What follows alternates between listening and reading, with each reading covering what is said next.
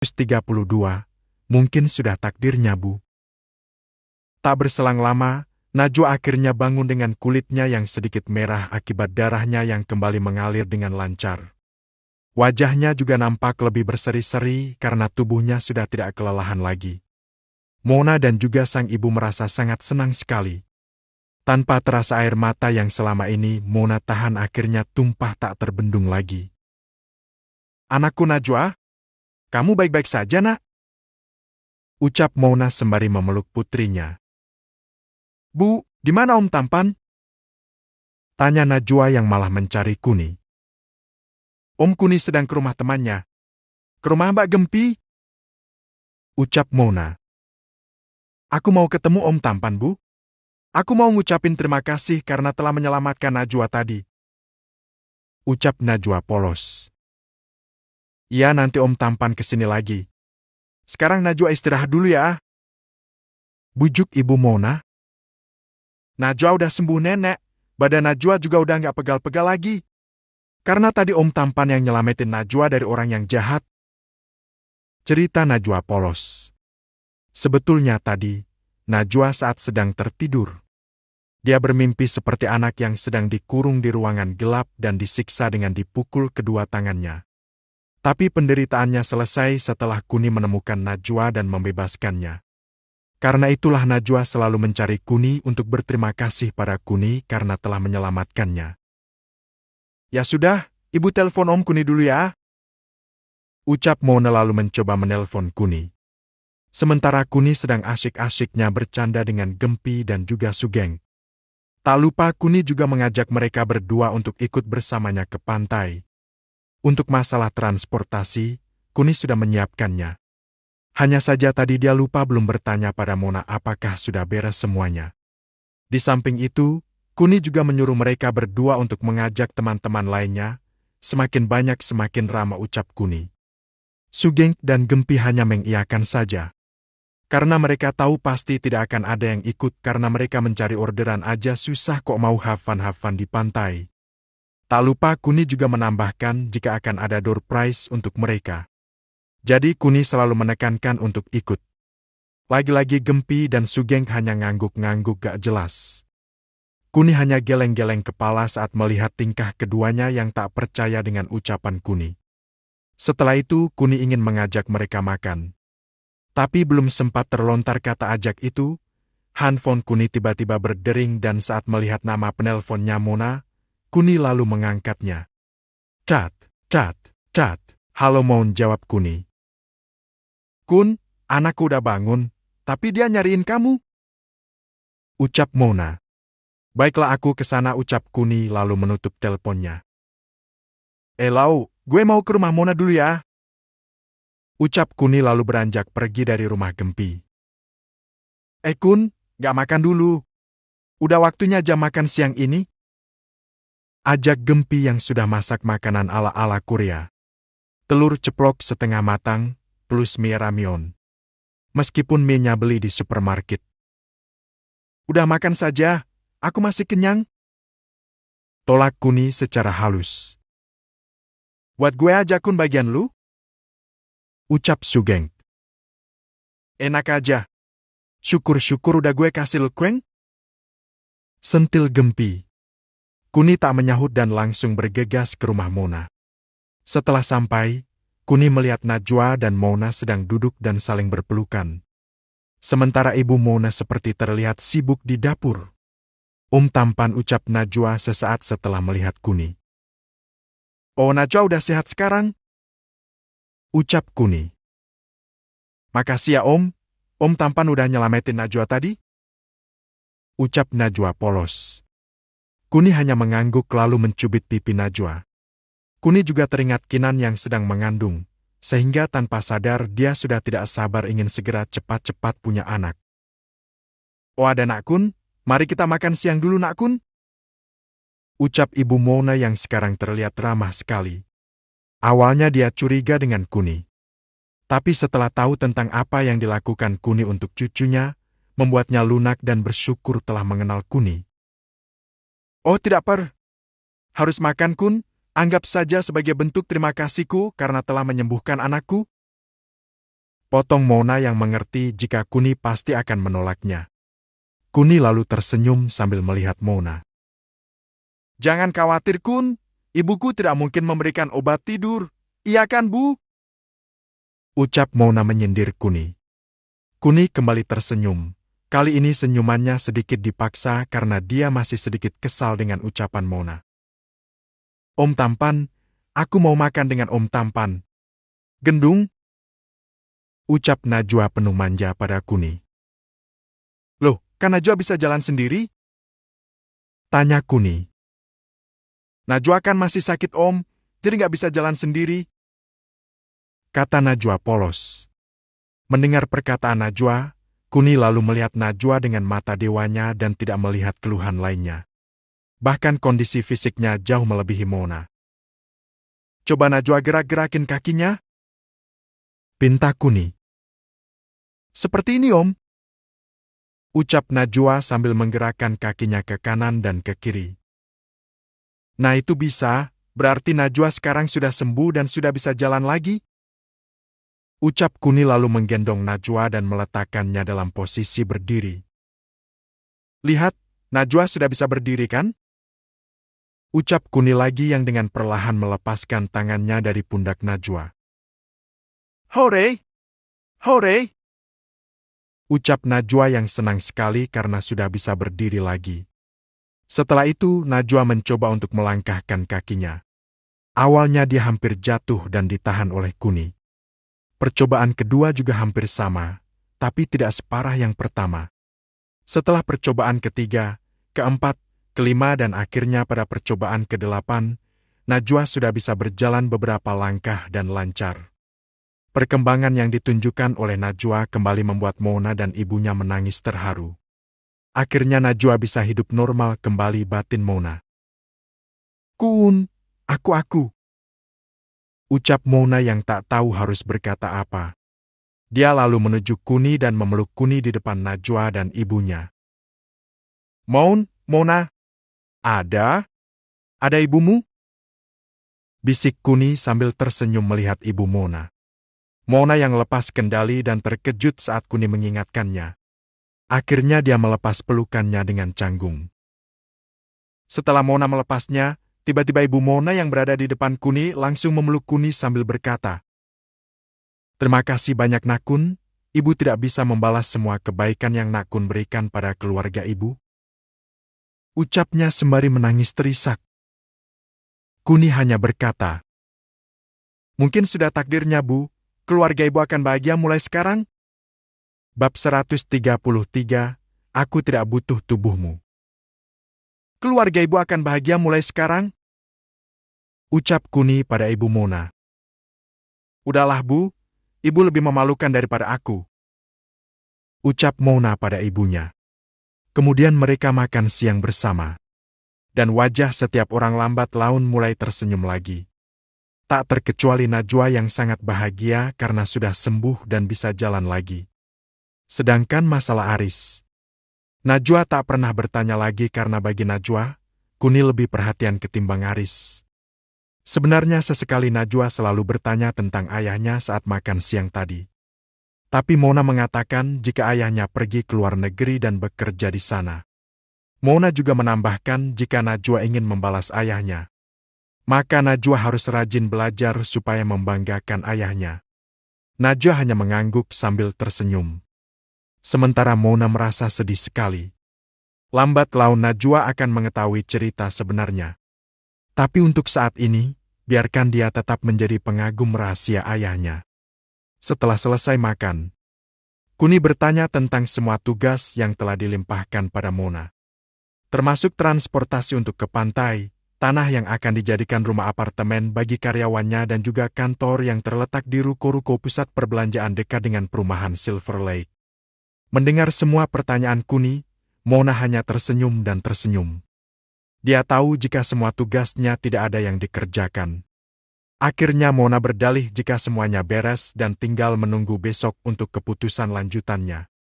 Mona juga bertanya pada Kuni tentang anggarannya karena Kuni tidak memberitahu dengan pasti berapa dana yang akan dia keluarkan untuk semua itu. Kamu jangan khawatir, Mon. aku tidak akan membatasi semua anggarannya. Aku hanya minta beres dan tidak ada keributan setelahnya. Ucap Kuni lugas. Om Tampan. Apa Om Tampan mau tidur denganku?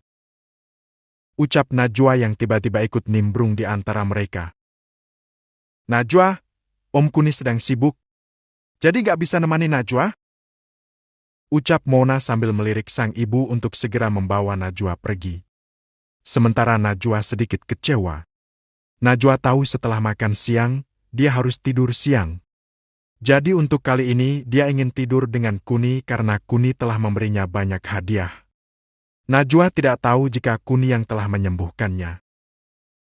Bu, kamar Najwa nggak bisa ditiduri.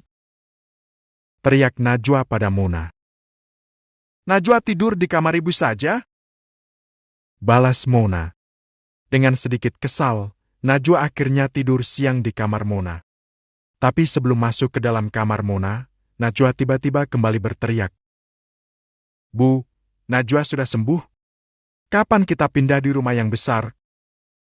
Mona berpikir sejenak lalu berteriak pada Najwa. Minggu depan, Nak. Mendengar ucapan Mona, Najwa sudah tak berkata apa-apa lagi dan dia berusaha untuk tidur. Hei Mon, kamu mau pindah kemana? Tanya Kuni. Aku masih memikirkannya, Kun.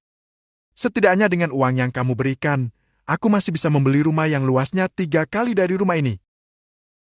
Ucapnya lagi. Jika Mona mencari rumah di sekitar rumahnya yang sekarang, dia bisa mendapat rumah yang ukurannya 4 kali dari rumahnya. Tapi jika Mona ingin tinggal di dekat rumah Kuni, maka Mona masih membutuhkan banyak uang lagi.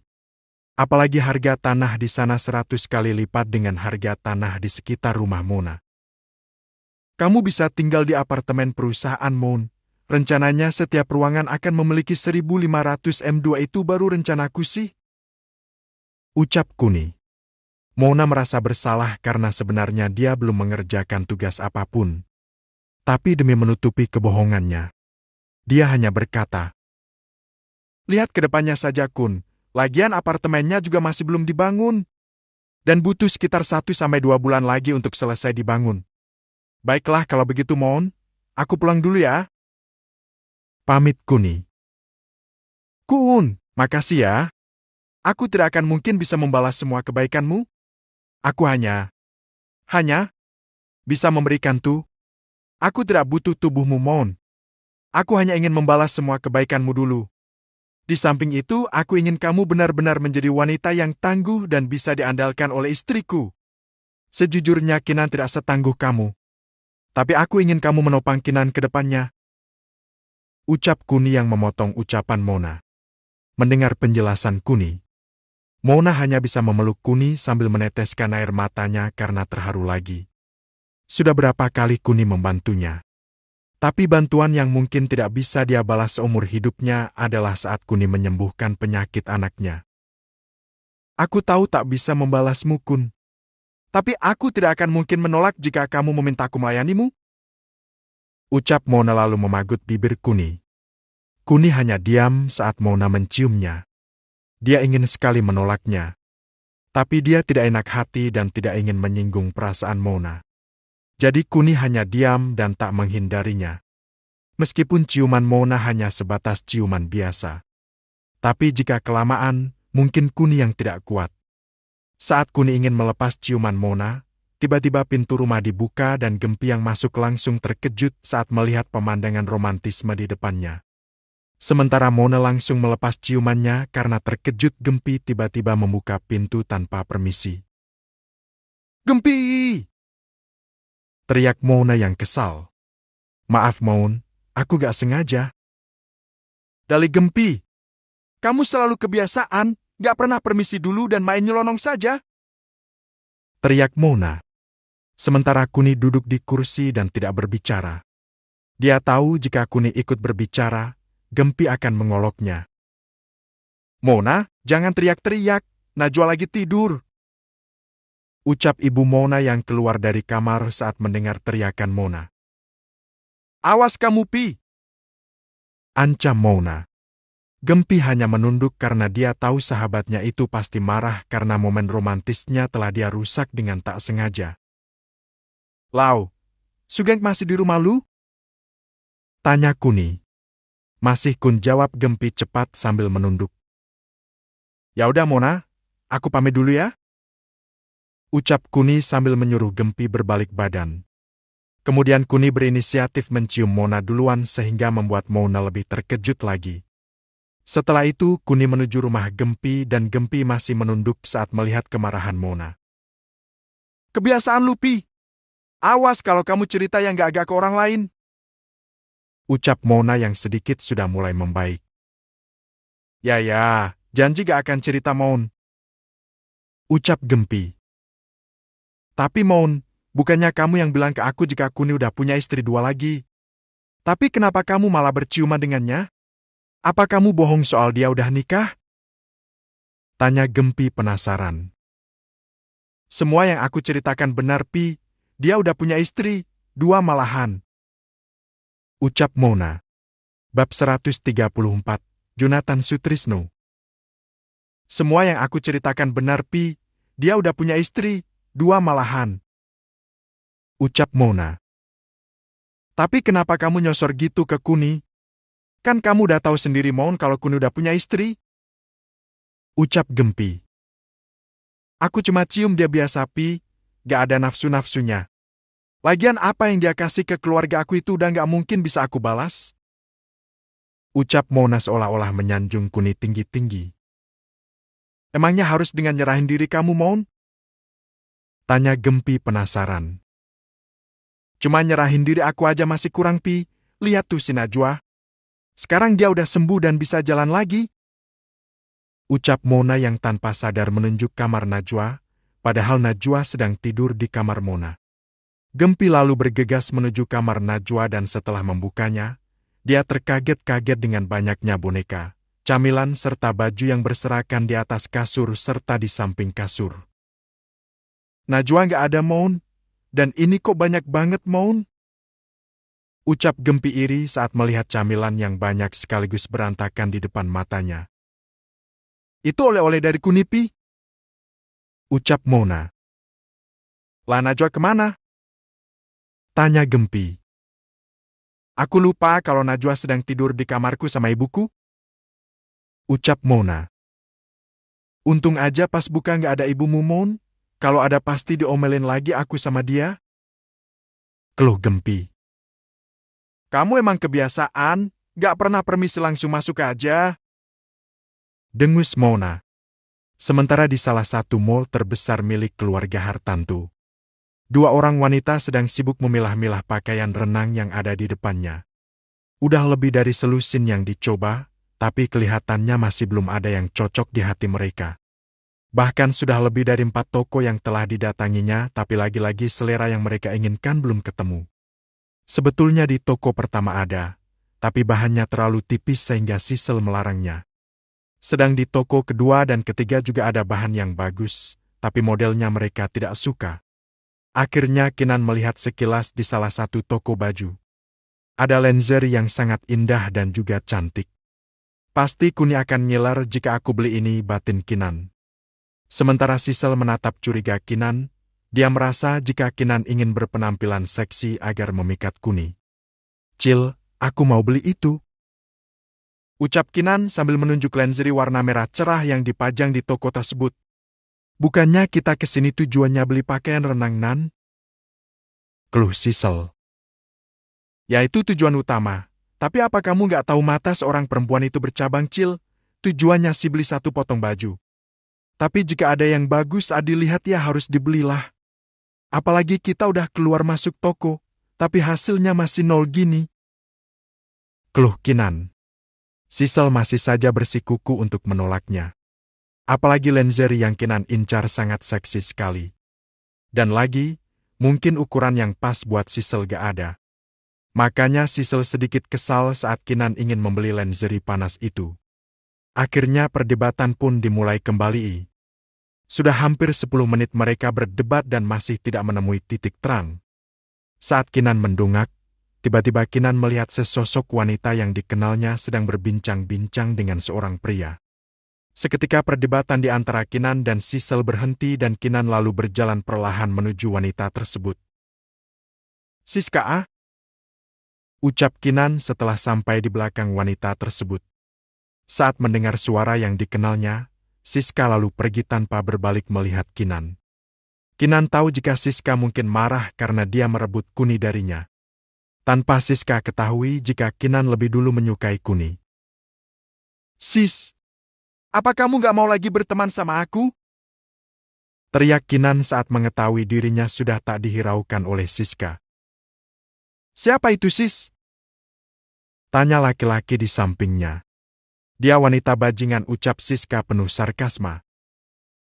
"Oh, wanita jalang, tapi cantik juga," ucap laki-laki di sampingnya dengan wajah mesumnya. "Kalau kamu mau ya silahkan ambil," ucap Siska lalu beranjak pergi meninggalkannya. Sementara laki-laki itu masih mematung dan memikirkan bagaimana caranya berkenalan dengan Kinan. Karena Kinan tidak bisa memperbaiki hubungannya dengan Siska, akhirnya dia bad mood dan ingin pulang ke rumah. Sementara Sisel yang belum mendapat apapun segera membujuk Kinan untuk melanjutkan shopping-shoppingnya. Kinan menggeleng dan ingin pergi, tapi Sisel masih menahannya. "Baiklah Kinan, kamu boleh membeli lingerie itu," ucap Sisel yang mencoba membujuk Kinan. "Sudah nggak minat Cil, ayo pulang," ucap Kinan lemas.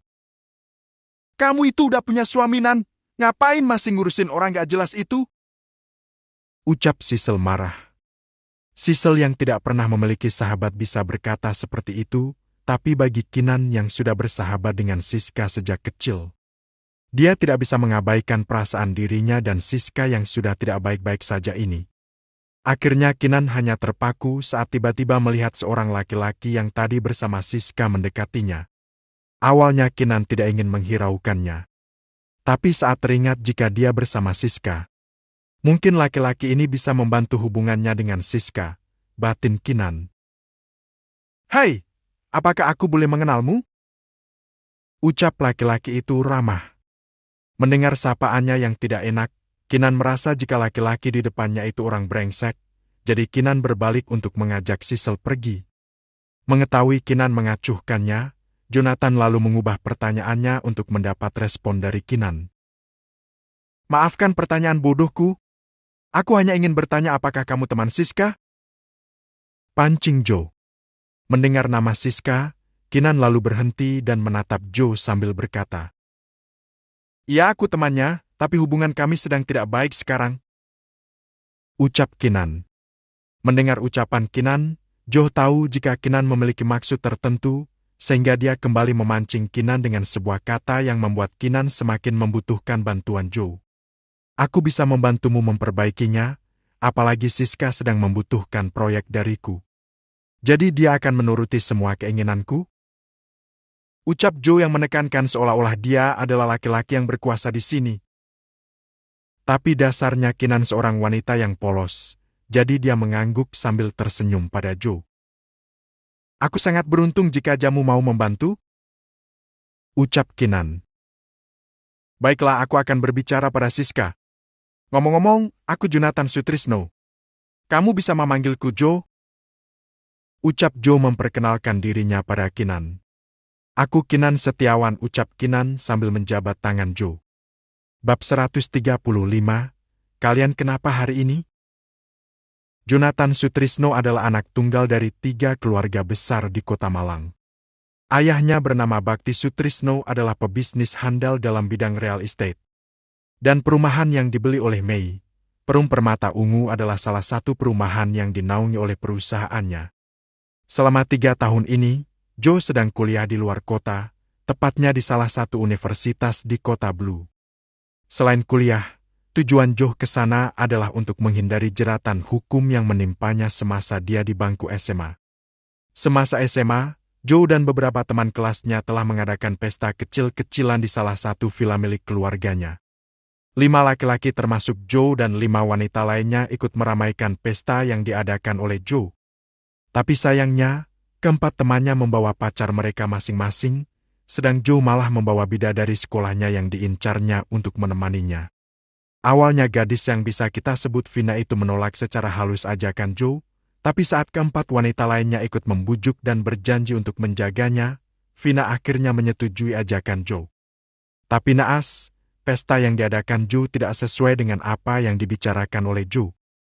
Pesta yang disebut hanya pesta biasa, ternyata berubah jadi pesta miras dan maksiat. Awalnya pesta berjalan damai, hanya joget-joget dan menyanyikan lagu karaoke.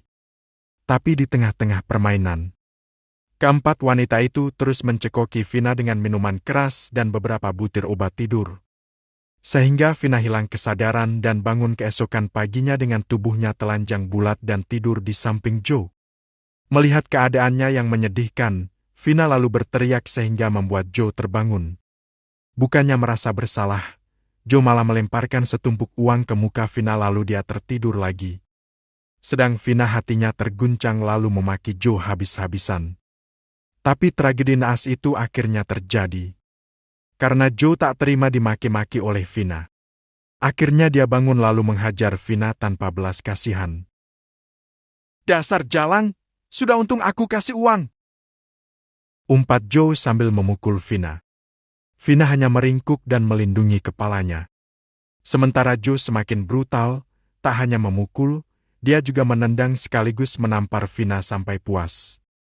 Bahkan di sela-sela pukulannya, dia mencoba memerkosa Vina lagi. Vina yang terduduk sambil meringkuk diseret oleh Joe dan dicumbuinya di dekat jendela. Sedang Vina yang merintih kesakitan sudah tidak rela jika dirinya dinodai Joe lagi, akhirnya dia mendorong Joe dan lompat keluar jendela. Tanpa Vina sadari bahwa dia sedang berada di lantai 3 villa milik keluarga Sutrisno. Setelah kejadian itu, bukti forensik menunjukkan jika pelaku utamanya adalah Joe, dan kedelapan temannya menjadi kaki tangannya sehingga mereka semua dihukum. Tapi hanya dalam sehari, Joe dikeluarkan dengan jaminan serta uang tebusan yang sangat banyak. Setelah itu dia dikirim keluar kota dan tidak kembali selama 3 tahun terakhir. Sementara kedelapan temannya masih dipenjara selama 8 tahun. "Kinan jauhi pria brengsek ini," bisik Sissel setelah ingat tentang kasus Joe. Sejujurnya Kinan tidak mengetahui maksud Sissel, karena kasus berita yang melibatkan Joe hanya diketahui oleh keluarga Hartanto dan 3 keluarga besar lainnya. Sedangkan masyarakat umum, jarang ada yang tahu, kecuali keluarga Vina dan tetangga sekitar. Sehingga Kinan tidak terlalu memedulikan dan menganggap remeh bisikan Sissel. "Kamu jangan khawatir, Cil. Aku tidak tertarik dengannya," balas Kinan. "Baiklah Tuan Joe, kami permisi dulu," ucap Kinan sopan.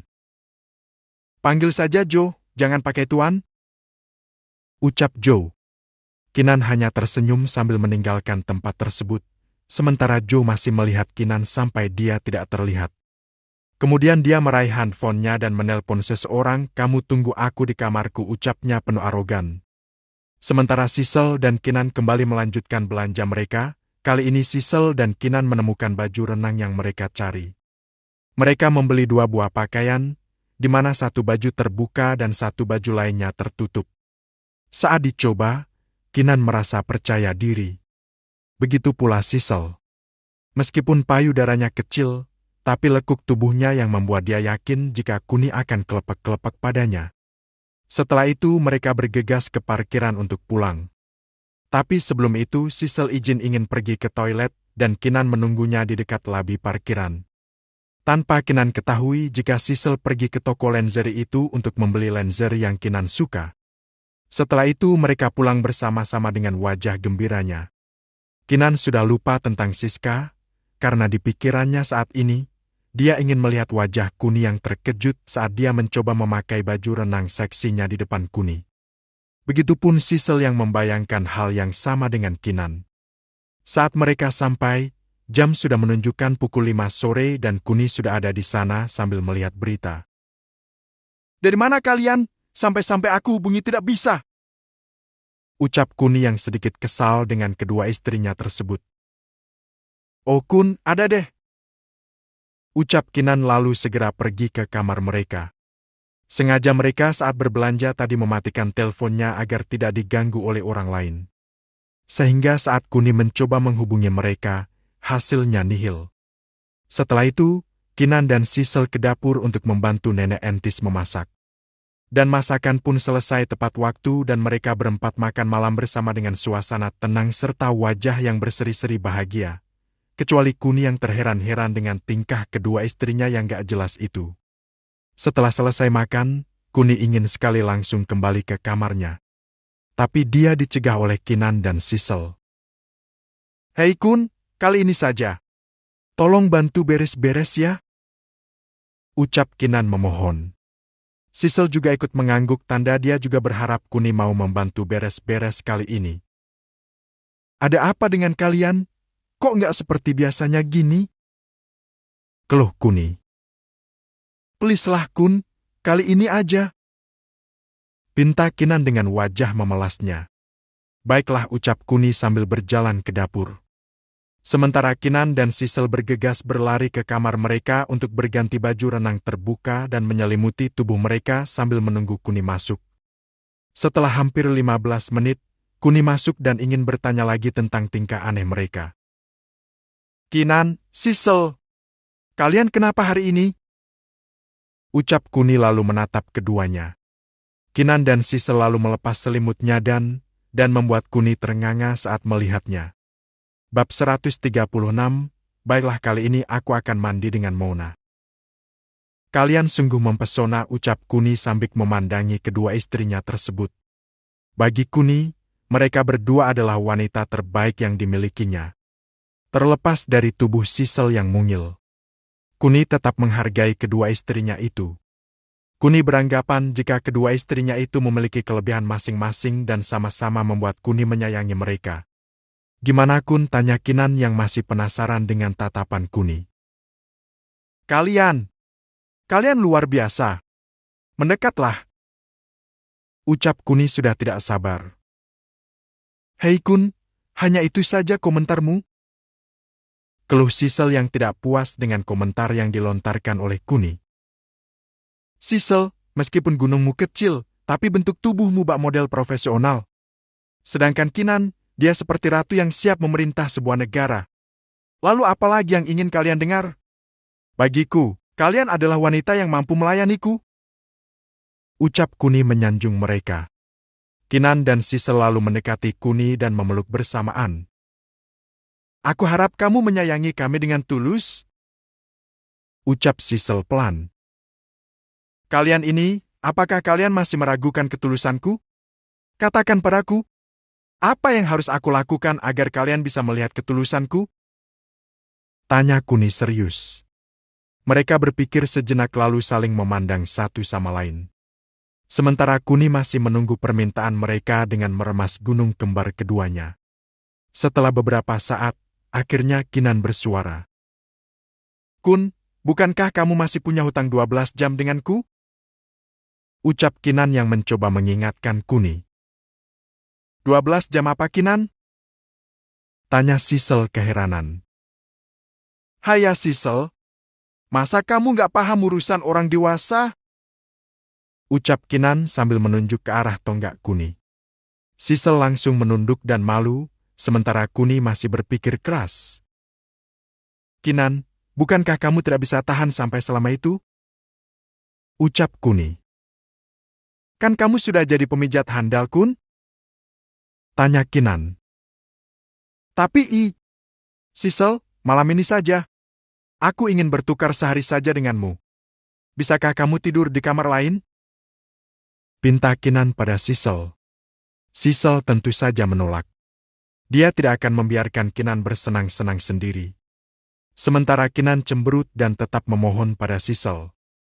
Tapi lagi-lagi seberapa keras usaha dan rayuan Kinan, Sisel masih menolaknya, baik secara kasar maupun secara halus.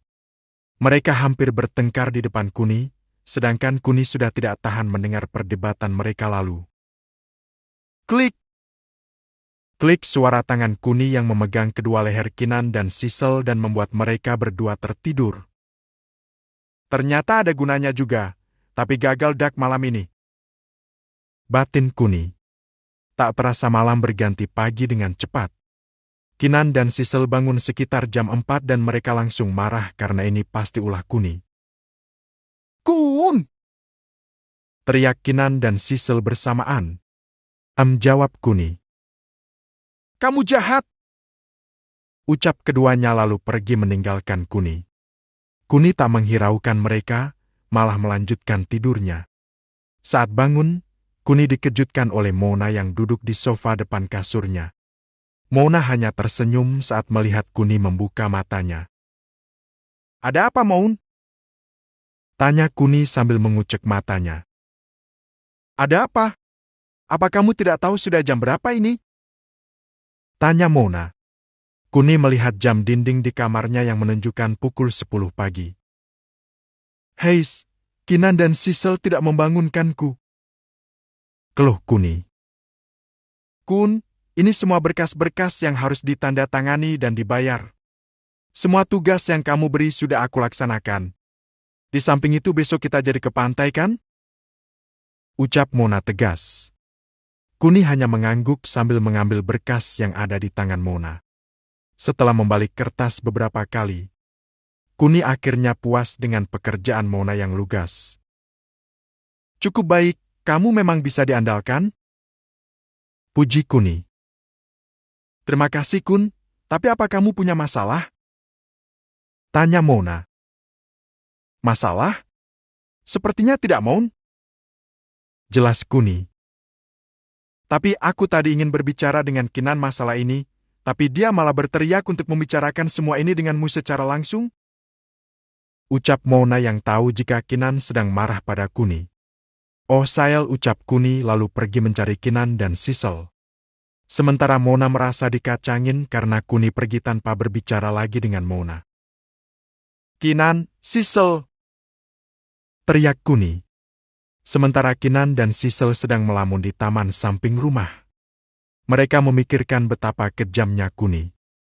Bahkan setelah mereka memakai pakaian yang seksi pun, Kuni masih tidak menyentuh mereka. Kinan, Sisel, maaf ya. Ucap Kuni sambil berlutut di depan mereka berdua. Mendengar permintaan maaf dari Kuni, Kinan dan Sisel serempak memalingkan wajah mereka. Sementara nenek Entis yang sedang merapikan tanaman langsung mendekat ketika mendengar Kuni meminta maaf. Apalagi yang kamu perbuat Kun, tanya nenek Entis. Aku Ucap Kuni yang tergagap karena tak tahu harus berkata apa.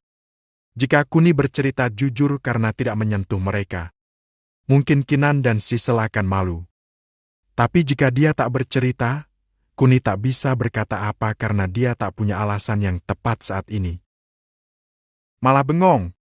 Sisel, Kinan, cerita ke nenek, apa yang Kuni lakukan pada kalian? Kali ini nenek Entis bertanya pada keduanya. Kami, Ucap Kinan yang tergagap karena Kinan juga memikirkan hal yang sama dengan Kuni. Tidak bisa berkata jujur dan tidak memiliki alasan lain. Hei sekalian ini. Selesaikan sendirian saja. Aku mau masuk. Ucap nenek Entis yang meninggalkan mereka bertiga.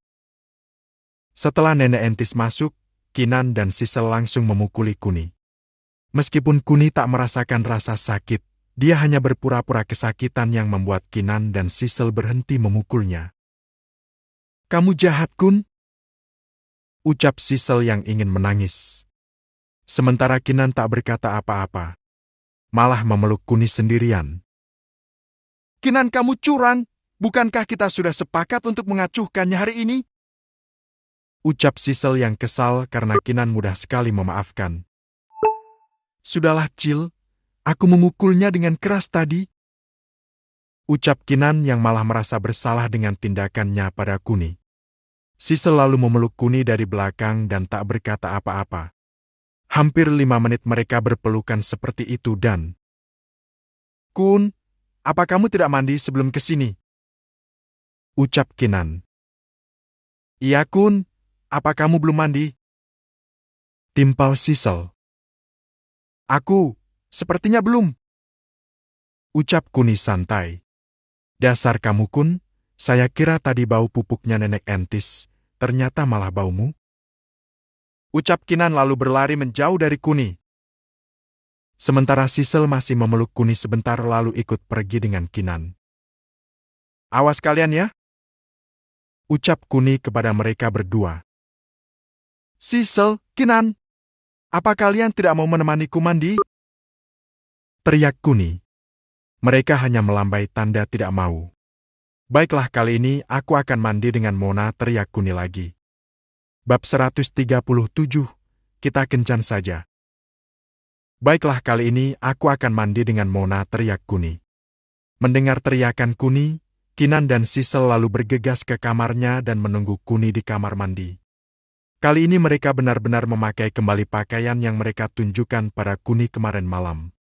Setelah Kuni masuk, dia terkejut karena ada 2 domba yang sedang menunggu untuk diterkam olehnya. Apa kalian masih menginginkannya? Ucap Kuni sambil berjalan menuju keduanya. Kami akan menemanimu mandi. Jadi mandilah yang tenang. Ucap Kinan yang tak berniat bercinta kali ini. Aku juga hanya akan melihatmu saja. Sahut Sisel. Hai sekalian ini, apa aku akan membiarkannya? Ucap Kuni lalu mencumbui mereka. Kun, Mona ada di sofa. Ucap Sisel. Ngapain dia di sini? Tanya Kuni. Untuk mencegahmu berbuat nakal? Ucap Sisel. Baiklah Kun, karena kamu tidak bisa mandi dengan tenang, aku akan keluar untuk menyiapkan sarapanmu. Ucap Kinan lalu pergi diikuti Sisel. Sementara Kuni tercengang dengan perilaku mereka, apalagi Kinan. Biasanya Kinan akan mau diajak bercinta kapanpun asal kondisinya memungkinkan. Tapi sekarang, dia bahkan menolaknya. Hei kalian, apa kalian masih marah? Ucap Kuni yang memikirkan satu hal atas perilaku mereka. Kami sudah tidak marah. Ucap Kinan dan diikuti anggukan Sisel. Mendengar ucapan Kinan, Kuni sedikit lega. Akhirnya dia mandi dan makan dengan tenang dibarengi Kinan, Sisel dan Mona. Karena Sisel sudah beberapa hari tidak ke perusahaan, akhirnya dia ke perusahaan untuk mengecek laporan. Sementara Kinan ingin sekali jalan-jalan dengan Kuni. Kuni hanya mengiyakan saja sambil menyuruh Kinan mengajak Sisel. Tapi Sisel menolak karena dia ingin melihat seluruh laporannya sebelum besok. Karena besok mereka akan holiday ke pantai bersama. Saat Kinan bersiap-siap, tiba-tiba Mona berbicara pada Kuni. Kun, uangnya belum kamu transfer ya? Uang apa, Mon? Tanya Kuni. Seluruh tugas yang kamu berikan padaku, termasuk uang pembelian tanah, pembelian kantor dan uang pembelian bus eksklusif. Terang Mona. Baiklah, berapa totalnya? Ucap Kuni. Semua totalnya berjumlah 16.800.000.000 kun, dan itu tidak termasuk camilannya yang akan ke pantai. Ucap Mona. Oke, baiklah, ucap Kuni lalu mentransfer 20 miliar ke Mona. Sisanya tolong atur untuk pembelian camilan, acara barbeque, hadiah door prize untuk semuanya. Aku ingin kamu membeli 20 unit sepeda motor, dengan 10 unit nanti untuk pengawal keamanan kita menuju kantor dan 10 lagi akan kita jadikan door prize untuk semua yang ikut ke pantai. Ucap Kuni. Kun, apa itu tidak berlebihan? Tanya Mona. Tidak, Mon, aku tidak keberatan soal itu. Oh ya, Mon. Bukankah aku belum memberitahu tentang besaran gajimu? Ucap Kuni. Mona hanya tertegun saja, meskipun dia tahu selama ini Kuni tidak pernah membicarakan gajinya. Tapi Mona akan tetap mengikuti Kuni. Apalagi Kuni telah memberinya uang 2 miliar dan sebuah mobil keren. Bagi Mona, itu sudah cukup untuk dijadikan gajinya selama sisa umur hidupnya. Jadi tentu saja Mona akan menolaknya. Kamu tidak perlu khawatir, Kun. Semua yang kamu berikan padaku sudah lebih dari cukup untuk membeli diriku. Uang yang kamu kasih, mobil yang kamu berikan, dan kesembuhan anakku karenamu. Itu semua sudah cukup untuk membayarku selama sisa hidupku? Ucap Mona serius. Kamu jangan bodoh, Mon. Aku akan tetap membayarmu 100 juta sebulan, dan kamu akan mendapatkan fasilitas rumah di perumahan sini. Nanti kamu bicara sama pihak marketing di sini dan aku yang akan membayarnya. Ucap Kuni enteng. Itu berlebihan Kun buatku. Aku tak bisa menerima semua itu. Tolak Mona. Oh, jadi kamu tak ingin bekerja denganku lagi, Mon? Ucap Kuni dengan nada mengancam. Mona tak bisa membalas ucapan Kuni karena bagi Mona, Kuni adalah orang yang terlalu baik untuk ditinggalkan. Karena Mona hanya diam saja, akhirnya Kuni kembali berkata pada Mona. Oh ya, Mon. Kamu urus juga pembukaan rekening perusahaan. Nanti aku akan mentransfer sejumlah uang untuk digunakan sebagai uang kas dan kamu bisa langsung transfernya sesuai kebutuhan, termasuk pembelian bahan baku dan gaji karyawan. Aku hanya ingin terima beres saja. Ucap Kuni. Hei Kun, bukankah itu sama saja dengan kamu menyuruhku kerja ekstra? Bahkan kamu seperti memeras tenagaku? Keluh Mona. Percayalah Mona, kamu akan lebih menderita lagi jika kamu melayani Kuni bercinta. Ucap Kinan yang membuat Kuni dan Mona terkejut. Kinan kamu? Ucap Kuni. Memang kenyataannya Kun, kamu selalu menyiksa kami saat bercinta. Kamu terlalu perkasa untuk seorang wanita. Ucap Kinan lalu memeluk Kuni dari belakang. Kamu mampu membuat aku dan Sisel kewalahan. Apakah kamu manusia Kun? Ucap Kinan sambil mencium pipi Kuni. Kuni yang awalnya sedikit marah, tiba-tiba jadi lunak. Ternyata dari awal Kinan tidak pernah mengoloknya, tapi justru malah menyanjungnya. Bagi Kinan, Kuni adalah laki-laki yang sempurna. Apalagi hanya dalam kurang dari sebulan, wajah Kuni terlihat semakin tampan dan memutih. Sedangkan tubuhnya semakin tegap dan berotot, padahal Kuni tidak pernah nge-gym sebelumnya. Tapi badannya semakin hari semakin berotot. Apakah olahraga malam begitu bermanfaat bagi otot-otot Kuni? Hehehe. Yang awalnya ingin marah, malah makin sayang dengan Kinan. Sementara Mona merasa pembicaraan Kinan sangat intim sekali. Itu membuat Mona menunduk dan tak berani menatap Kuni dan Kinan. Mona, bukankah kamu juga punya suami? Katakan padaku, apakah suamimu juga perkasa di ranjang? Goda Kinan pada Mona. Kinan tidak tahu jika hubungan Mona dan suaminya Aris pasti kandas, apalagi Aris sudah ditangkap polisi. Praktis Mona akan mendapatkan hak asuh anak serta harta warisan yang nantinya akan diturunkan pada anaknya. Sudahlah Kinan, pembicaraanmu ini terlalu intim. Kamu mau bangga padaku atau mau meledek Mona?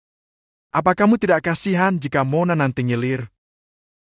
Ucap Kuni yang ingin mengubah topik dan tak ingin lagi membahas suami Mona yang brengsek itu. Baiklah Kun, apa kita harus pergi sekarang? Ucap Kinan. Memangnya mau kemana kita? Tanya Kuni. Aku mau ke. Pokoknya kita kencan saja. Ucap Kinan yang bahkan tak tahu harus kemana.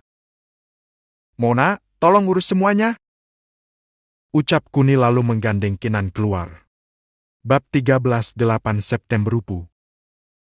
Tolong urus semuanya, Mon. Sementara Mona hanya mengangguk lalu berdiam sesaat sebelum berdiri dan pergi dari rumah Kuni. Sebelum keluar pintu, Nenek Entis tiba-tiba memanggil Mona. Hei! Mona, kesini! Ucap Nenek Entis. Ada apa Nenek, tanya Mona sopan. Duduk dulu, Nenek mau bertanya sesuatu padamu. Sudah lama Nenek ingin bertanya padamu. Ucap Nenek Entis yang membuat Mona semakin penasaran. Kamu, sepertinya mirip dengan seseorang, apakah ibumu bernama Dyah Kumalarobi? Ucap Nenek Entis. Awalnya Mona terkejut dari mana Nenek Entis tahu nama Dyah Kumalarobi. Tapi sesaat kemudian dia menggeleng. Bukan Nenek, Dyah Kumalarobi adalah nama bibiku, kakak dari ibuku. Ucap Mona. Mendengar penjelasan Mona, Nenek Entis dikejutkan dengan fakta baru yang didengarnya. Jadi ibumu bernama Evita Robi, tanya Nenek lagi pada Mona. Kali ini Mona terkejut sekali. Bagaimana Nenek Entis mengetahui nama-nama keluarganya? Ya Nenek, dari mana nenek tahu nama ibuku? Ucap Mona yang semakin penasaran. Lalu nenek Entis berdiri dan mendekati Mona lalu memeluknya. Ternyata kamu sudah tumbuh menjadi wanita yang sangat cantik, ucap nenek Entis. Setelah itu nenek Entis kembali duduk sambil tersenyum pada Mona. Mungkin ini yang disebut takdir. Ibumu, dia dan Evita adalah anak pertama dan kedua. Dan ibuku nih, Yora adalah anak ketiga atau adik dari ibumu. Ucap nenek Entis menjelaskan pada Mona. Mona tentu saja terkejut dengan apa yang baru saja didengarnya. Dia bahkan tidak tahu seluk-beluk keluarganya. Apalagi ibunya, Evita tidak pernah bercerita tentang semua saudara kandungnya sehingga saat nenek Entis bercerita, ada sedikit keraguan di hatinya. Dilihat dari wajahmu, aku yakin kamu tidak akan percaya. Tapi inilah kenyataannya. Ucap nenek Entis lagi mencoba meyakinkan Mona. Tapi nenek, ibuku bahkan tidak pernah bercerita tentang saudara kandungnya. Dia hanya bercerita jika kedua saudara kandungnya meninggal karena kecelakaan. Bahkan dia tidak cerita lagi tentang sepupu kepadaku. Ucap Mona. Aku tidak tahu pasti maksud ibumu. Tapi satu yang pasti, bibimu dia dan Yora memang meninggal karena kecelakaan, bersama dengan ayahku nih. Mereka bertiga meninggal kecelakaan karena dalam satu mobil. Ibumu Evita datang ke rumah sakit dan melihat kedua saudaranya meninggal. Dia histeris dan menangis tanpa henti. Setelah keadaan ibumu membaik, dia berkata padaku jika dia tidak mempermasalahkan tentang kedua saudaranya itu. Dia juga menambahkan jika dia mungkin tak akan bisa bertemu lagi denganku. Aku tak tahu maksud perkataannya itu, tapi aku masih berharap ingin melihat Evita sebelum ajal menjemputku.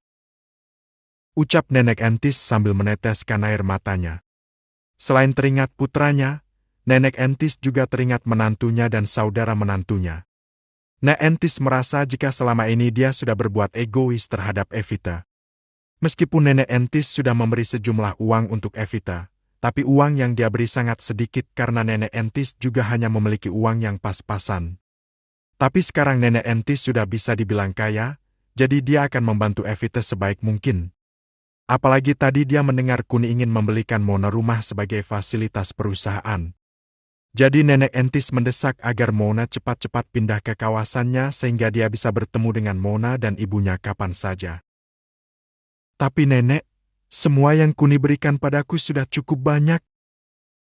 Ucap Mona yang tetap tak bisa menerima rumah yang ingin dibelikan Kuni. Nenek tetap mendukung Kuni, meskipun Kuni tidak tahu tentang hubungan kalian.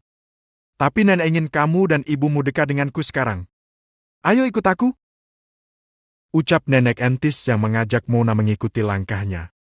Sementara Kuni dan Kinan telah sampai di salah satu mall yang terletak di jalan provinsi. Mall Pacific. Lagi-lagi Kuni tertegun saat sampai di sini. Seolah-olah dia bernostalgia dengan mall tersebut. Setelah itu mereka masuk sambil bergandengan tangan. Betapa senang hati Kinan saat ini. Ini pertama kalinya mereka kencan. Kinan semakin senang saat semua orang menatap pada mereka. Wajah Kuni yang tampan dan elegan, dengan tubuh yang berotot sekaligus menawan, telah mampu menghipnotis semua mata wanita yang ada di depannya. Tak jarang mereka berbisik lirih ke teman lainnya seolah-olah mereka iri dengan Kinan.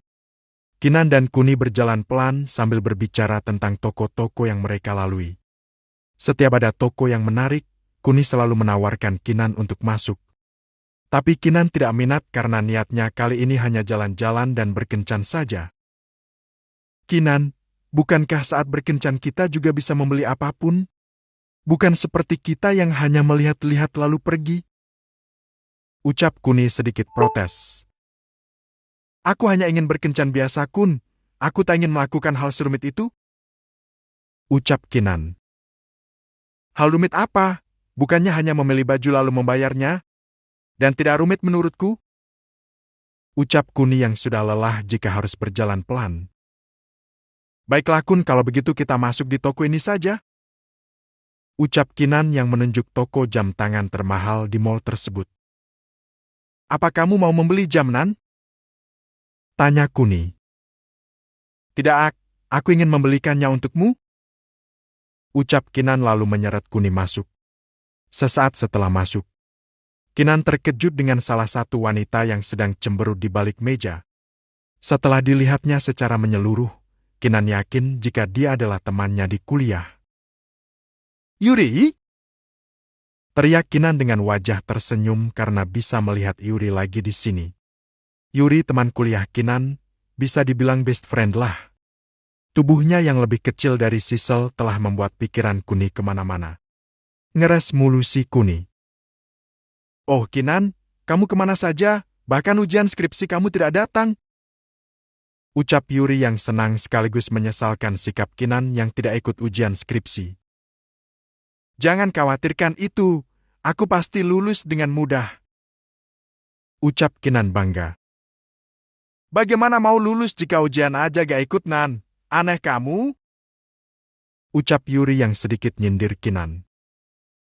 Tetap luluslah, kan aku yang punya kampusnya. Ucap Kinan lugas. Yuri tentu saja tidak percaya dan justru tertawa sambil menggandeng tangan Kinan. Kamu tenang saja, aku akan menemanimu jika kamu gak lulus. Ucap Yuri yang mencoba menghibur Kinan. Ehem-ehem, suara Kuni berdehem seolah-olah Kuni adalah pengawal bagi Kinan. Oh ya Yur, aku sampai lupa. Ini kenalin suamiku Kuni. Ucap Kinan sambil menunjuk Kuni. Hah? Suami?